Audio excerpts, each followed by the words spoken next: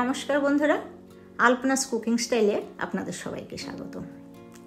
আজকে নিয়ে এসেছি পোলাও রেসিপি, বাসন্তী পোলাও। নামটা শুনলেই কেমন যেন মনে হয় এটা বসন্তকালেই বানাতে হয় বা সরস্বতী পুজোর সময়। তা কিন্তু মোটেই নয়, যে কোনো সময়ে এটা বানিয়ে খাওয়া যায়। আমি এই রেসিপিটি কয়েকটা টিপসের সঙ্গে শেয়ার করলাম। এই টিপসগুলো মাথায় রেখে বানালে পোলাওটা একদম ঝরঝরে হবে আর কালারটাও বেশ সুন্দর হবে। তাহলে শুরু করছি রেসিপি, সঙ্গে থেকে দেখে নেবেন। আমি এখানে 1 বাটি গোবিন্দভোগ চাল নিয়েছি। এই চালটাকে জল দিয়ে ভালো করে কষলে ধুয়ে নেব। যতক্ষণ পর্যন্ত ঘোলা জল বেরোয় ততক্ষণ পর্যন্ত আমি ধুয়ে নেব। তারপরে ধোয়ার পরে চালটাকে জলের মধ্যে 15 মিনিট ভিজিয়ে রাখলাম। 15 মিনিট পরে ভালোভাবে জল ঝরিয়ে নিয়ে এইভাবে একটা বড় প্লেটের মধ্যে চালগুলোকে ছড়িয়ে দিলাম। আর আধ ঘন্টা মতন আমি চালগুলোকে এইভাবে ছড়িয়ে রাখবো, তাতে কি জলটা মোটামুটি শুকিয়ে যাবে। আধ ঘন্টা পরে চালগুলো বেশ ঝরঝরে হয়ে গেছে, তো এক জায়গায় জড়ো করে নিলাম।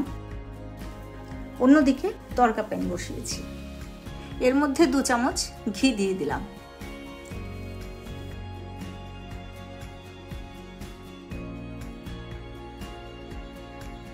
ঘিটা গলে গেছে আর ভালোভাবে গরম হয়ে গেছে।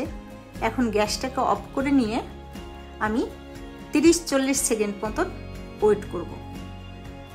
ঘি থেকে যখন ধোয়া ছাড়া বন্ধ হয়ে যাবে তখন এর মধ্যে 1/4 চামচ হলুদ গুঁড়ো দিলাম আর ভালো করে ঘির সঙ্গে মিশিয়ে নিলাম। এখন এই ঘিটা চালের মধ্যে ঢেলে দিয়ে চালের সঙ্গে ভালোভাবে মিশিয়ে নিচ্ছি।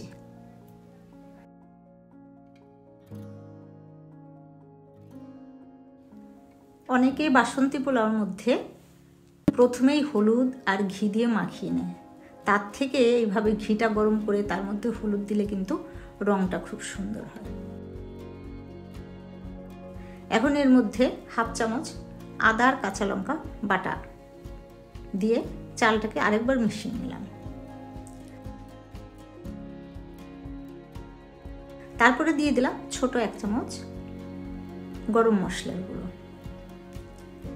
এটা দিয়েও চালটাকে ভালোভাবে মিশিয়ে রেডি করে নিলাম। এইবার কড়াইতে অল্প করে রিফাইন তেল দিলাম। আপনারা এখানে রিফাইন তেলের পরিবর্তে ঘিও ব্যবহার করতে পারেন। তেলটাকে ভালো করে কড়াইতে ছড়িয়ে দিচ্ছি। তেল গরম হওয়ার পরে এর মধ্যে দিয়ে দিলাম ছোট 2 তেজপাতা আর গোটা গরম মশলা, লং, এলাচ আর দারচিনি।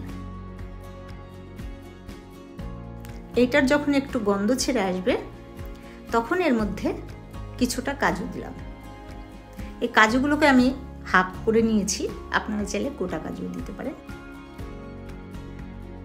এই কাজুটা যখন একটু লালচে কালার হবে তার মধ্যে দিয়ে দিলাম কিশমিশ। কিশমিশটা নেড়েচে একটু ভাজা ভাজা হয়ে গেলে এখন এই চালটা দিয়ে দেব।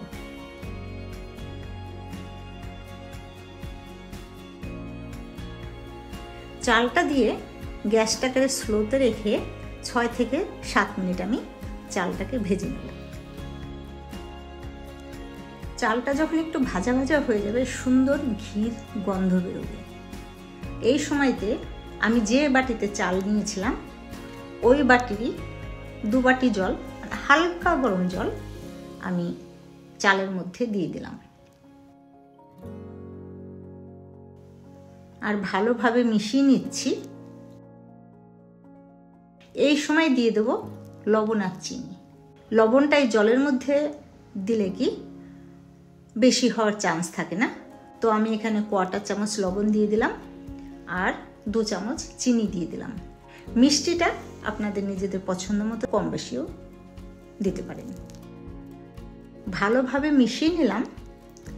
এখন ঢাকনা দিয়ে ঢেকে দমে বসিয়ে দেব। দমে বসানো মানে গ্যাসটাকে আমি স্লোতে করে দিলাম। আর ঢাকনার যে এখানে একটা ছোট একটা ফুটো আছে, এটাকে আমি লং দিয়ে বন্ধ করে দিলাম। এইবার এটাকে 8 থেকে 10 মিনিট আমি দমে বসিয়ে রাখবো। 5 মিনিট পরে ঢাকনা তুলে নিয়ে চালটাকে একটু উল্টে পাল্টে নেড়ে দিচ্ছি, কারণ এই সময় মশলাগুলো কিন্তু একটু সাইড দিয়ে থেকে যায়। আর এর মধ্যে 3টে চেরা কাঁচা লঙ্কা দিয়ে দিলাম। তারপরে আবারও ঢেকে দিলাম 5 মিনিটের জন্য। আরও 5 মিনিট পরে আমি ঢাকনা তুলে নিচ্ছি। চালটা একবার উল্টে দেখছি, জলটা কিন্তু পুরোপুরি শুকিয়ে গেছে। এখন চালটা কিন্তু স্লাইড একটু শক্ত মতন আছে, তবে আমি উল্টে পাল্টে এটাকে ঢাকা দিয়ে রাখলেই কিন্তু প্রপার নরম হয়ে যাবে। তো আমি উল্টে পাল্টে নিয়ে এটাকে আমি ঢাকা দিয়ে রাখবো আরও 10 মিনিট। 10 মিনিট পরে ঢাকনা তুলে নিয়ে আমি একটু জুম করে দেখাচ্ছি চালগুলো উল্টে পাল্টে। দেখুন একদম ঝরঝরে হয়েছে আর ভাতটা কিন্তু গলেও গেছে। তো এই পদ্ধতিতে যদি আপনারা এই পোলাওটা বানান, একদম কিন্তু ঝরঝরে হবে। আর আপনারা যদি এই পোলাওটা কুকারে বানান, তবে 1 বাটি চালে 2 বাটি জল দেবেন, আর কুকারে মাত্র 1টা সিটি দিয়ে গ্যাসটা অফ করে দেবেন। আর কুকারের যতক্ষণ ভাপ বেরোনো বন্ধ না হয় ততক্ষণ খুলবেন না। কুকারেও কিন্তু এই পোলাওটা খুব সুন্দর হয়। পোলাওটা রেডি। আমি সার্ভ করার জন্য একটা বাটিতে তুলে নিচ্ছি। তো বাটির নিচের দিকে আমি কাজু, কিশমিশ আর একটা কাঁচা লঙ্কা দিলাম, যাতে দেখতে সুন্দর লাগে। এখন অর্ধেক বাটি ভাত দিয়ে ভরে এটাকে ভালো করে চেপে দেব। তারপরে পুরো বাটিটা ভরে দেব। এর উপরে একটা প্লেট দিয়ে দিলাম। এখন প্লেটটাকে উল্টে নিয়ে বাটিটাকে তুলে নিলেই কিন্তু দেখুন কত সুন্দর শেপে এসে গেছে। আর এটাকে আপনারা কষা মাংস, কষা চিকেন, ডিমের কারি, আপনাদের পছন্দ মতো ডিশ দিয়ে এটাকে খাবেন। আমি তো এটাকে মাছ ভাজা দিয়ে খাবো। অনেকেই কিন্তু এটা চামচ ভরে ভরে শুকনোও খেয়ে নেয়। তো কেমন লাগলো আপনাদের বাসন্তী পোলাও রেসিপিটা? ভালো লাগলে কমেন্ট করে জানাবেন। আজকের মতো এই রেসিপি নিয়ে বিদায় নিচ্ছি। আবার আসবো অন্য কোনো নতুন রেসিপি নিয়ে। বাই।